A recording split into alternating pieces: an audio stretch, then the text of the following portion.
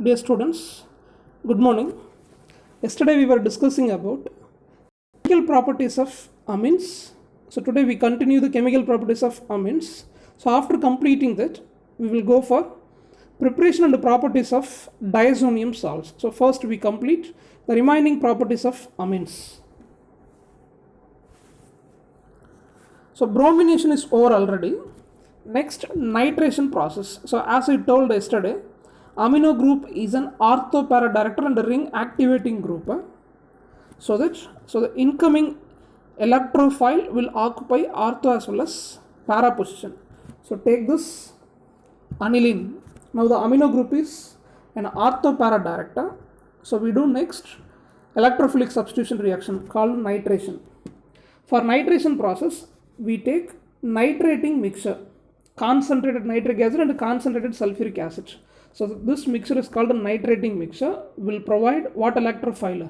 NO2 plus nitronium ion will be provided. The nitronium ion will occupy ortho as well as para position. So in the benzene ring, electron density will be more at two positions, ortho as well as para position, so that amino group is acting as an ortho para director. We get the product ortho nitroaniline as well as para nitroaniline. So this is another electrophilic substitution reaction called nitration process. During the nitration, we take nitrating mixture, concentrated nitric acid and sulfuric acid. NO2 plus will be provided. The NO2 plus will occupy ortho and para position. So we get the mixture of ortho nitroaniline and para nitroaniline. Observe the third substance. This is metanitroaniline. We already told amino group is an ortho para director. So incoming electrophile will occupy ortho and para position. But here, why nitro group is present at meta position?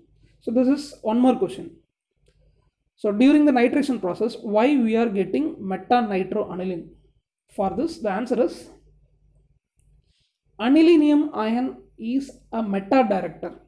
What is anilinium ion? C6H5NH3 plus. So consider this one. This is aniline, C6H5NH2. Amino group is an ortho para director. So during this nitration process, there will be H plus ions in the solution, because always acid will provide H plus ion. So in strong acid medium, the lone pair of electron on nitrogen will be donated to the protons. So addition of proton is called the protonation process. How this addition of proton takes place? The amine, which is basic in nature, which is acting as electron pair donor, so that lone pair of electrons on nitrogen of aniline will be donated to the proton H plus. So it forms anilinium ion, C6H5NH3 plus. So once anilinium ion is formed, means which will act as meta director for the other electrophile, we get metanitroaniline. So is it clear? One more question. Usually we get ortho as well as para substituted aniline during the nitration process. If there is a protonation with aniline, we get anilinium ion. Anilinium ion will direct the other electrophile like NO2 plus to the meta position. We get metanitroaniline. So nitration process over.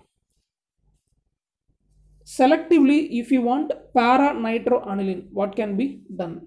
So as we studied in bromination process, usually during the bromination process, we will get a tri-substituted aniline, 2,4,6 tribromoaniline is formed. To get a para-bromoaniline, we did alkylation process, or you can call it as acylation also. So the same will be repeated for aniline here also. If you need para-substituted aniline, para-nitroaniline, first we have to do acetylation process or acylation process. For that we take acetyl chloride or acetic anhydride. So here we take what? Acetic anhydride, CH3COO, COCH3. Now this acetylation reaction is taking place in the presence of pyridine. We get acetonide. So due to this acetylation process, which will be introduced, CH3CO group is introduced due to the leaving of H2O molecule. Hydrogen from amino group and CH3 COO. From acetic anhydride will leave us acetic acid. If you take acetyl chloride, hydrochloric acid will leave. If you take acetic anhydride, acetic acid will leave. So remaining you will get acetonlide.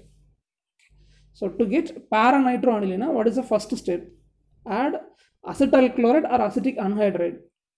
You will get acetonlide. Then at 288 Kelvin, you can do nitration process. You will get para-nitroacetonlide. Now, this is not the correct name. This is not sulfonylic acid. So this is a wrong word which is given in the book. The name of this compound is para-nitroacetonlide. Further hydrolysis will give you para-nitroaniline. Okay. So selectively you can get para-nitroaniline by this method. Sulfonation process. So this is also one of the electrophilic substitution reactions. Aniline is added with concentrated sulfuric acid in the presence of pyridine. We get hydrogen sulfate salt.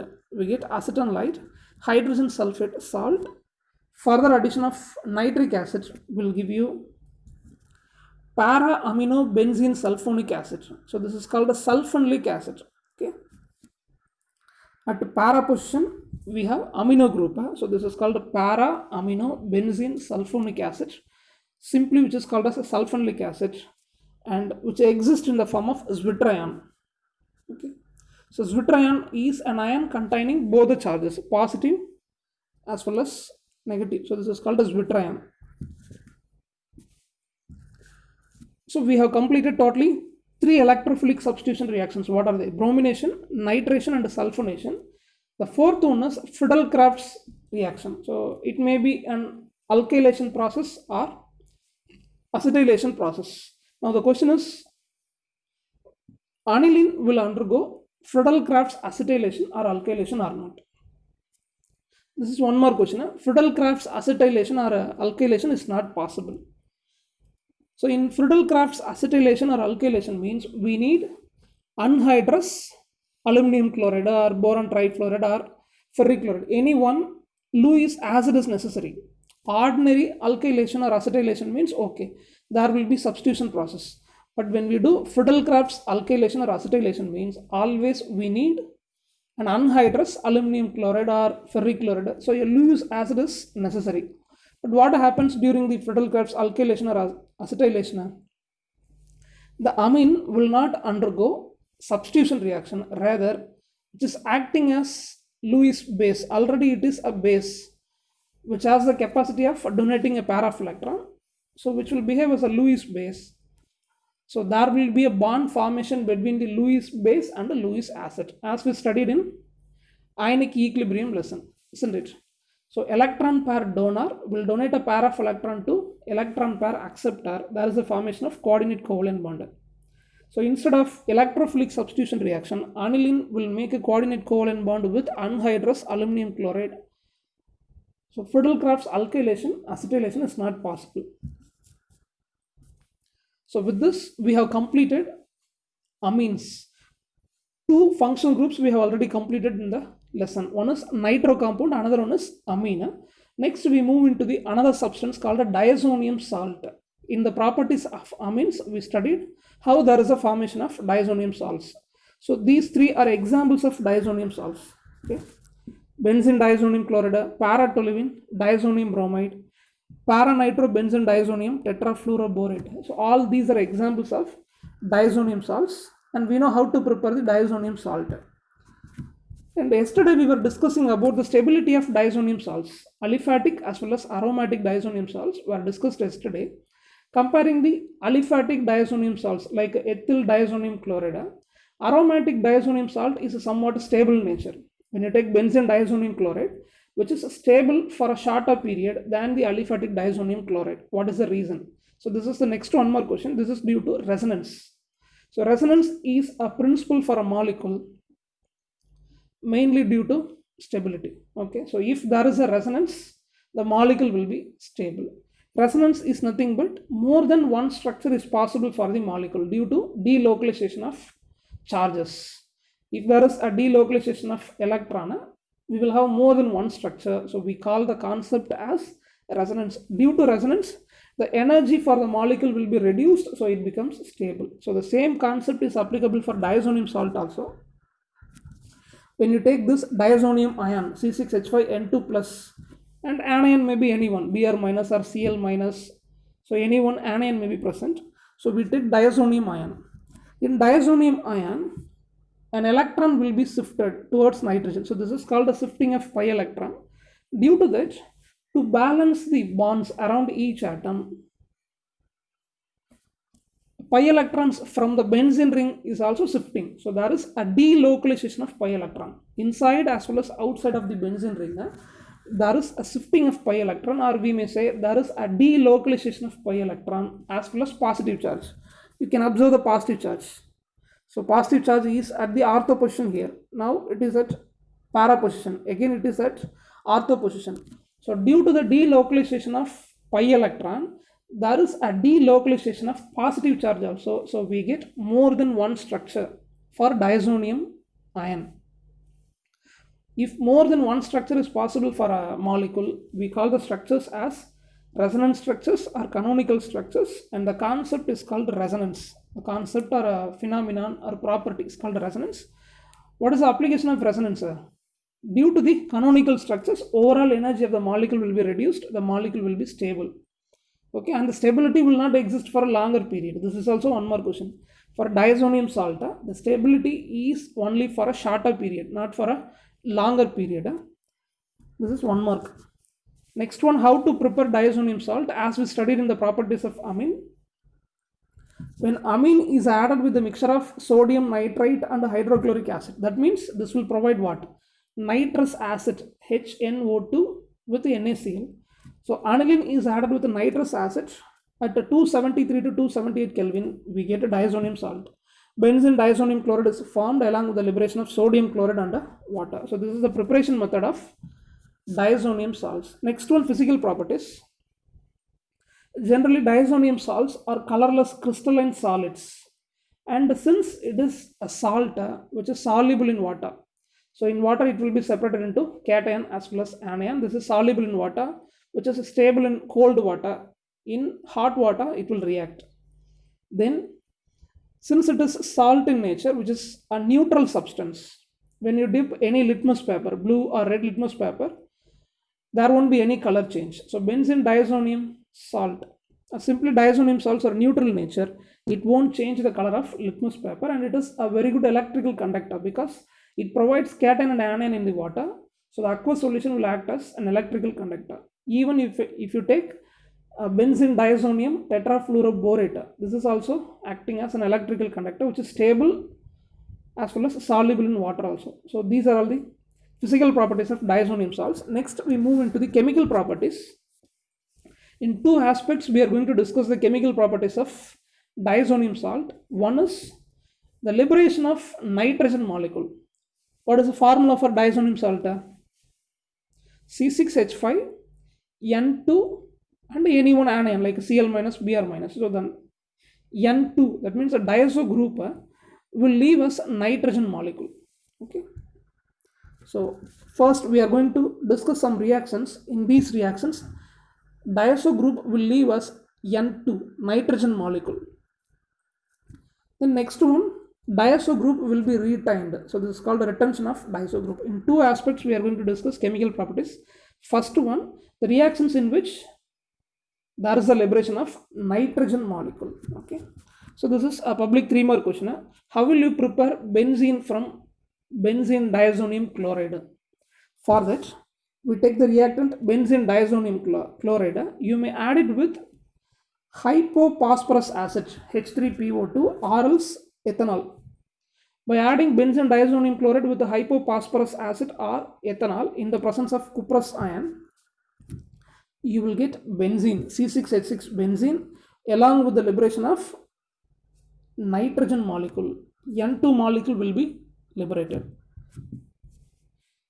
So always naming reactions are important. So here 2 or more naming reactions are available. So this is a public question.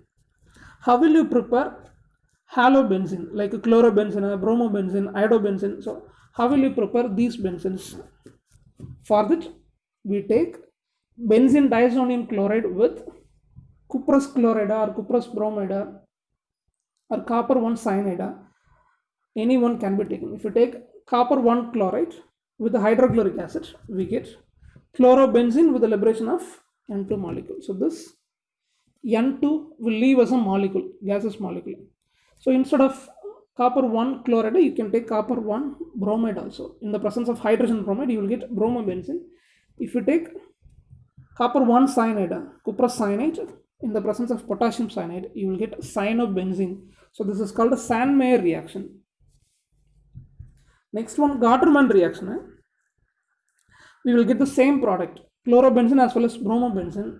Only one change. Instead of taking cuprous chloride or cuprous bromide, we will take copper only. Okay.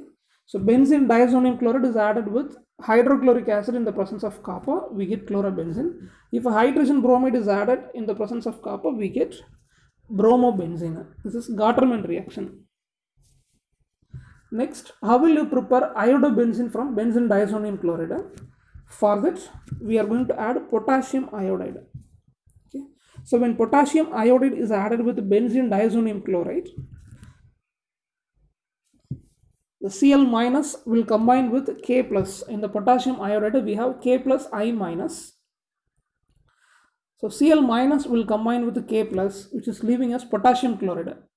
So this I minus will attack the phenyl group, so it forms iodobenzene. So the anion Cl minus is replaced by the I minus along with the liberation of what? Nitrogen molecule. So there is a loss of nitrogen during the replacement reactions. So we have obtained iodobenzene from benzene diazonium chloride by adding with potassium iodide. Next, a 3 more question. Write a note on Ball-Simon reaction. So we take benzene diazonium chloride along with fluoroboric acid or tetrafluoroboric acid. We get benzene diazonium fluoroborate. Okay, so already this is a diazonium salt. By adding with acid, we get another type of diazonium salt. From benzene diazonium chloride, we have obtained another salt, benzene diazonium tetrafluoroborate.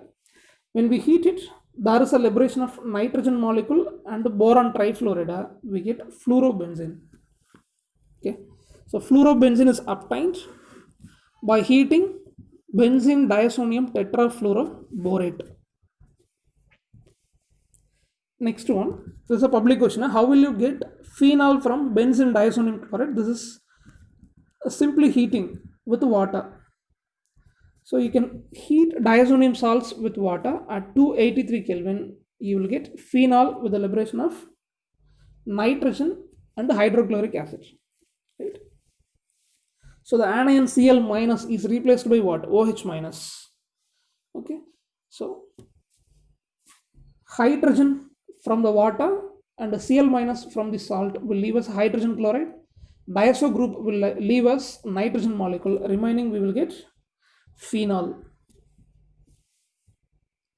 Next one, how will you get nitrobenzene from diazonium salt? So first we take diazonium salt, benzene diazonium chloride, which is added with tetrafluoroboric acid.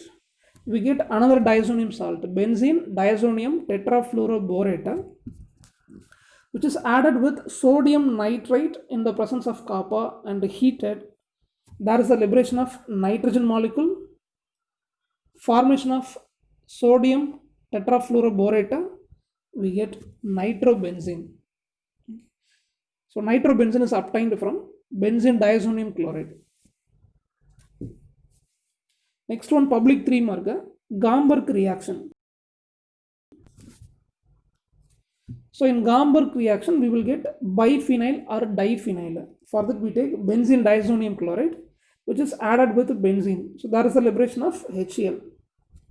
So Cl minus will combine with the hydrogen of benzene, which will leave us HCl. So the reaction is taking place in the presence of sodium hydroxide.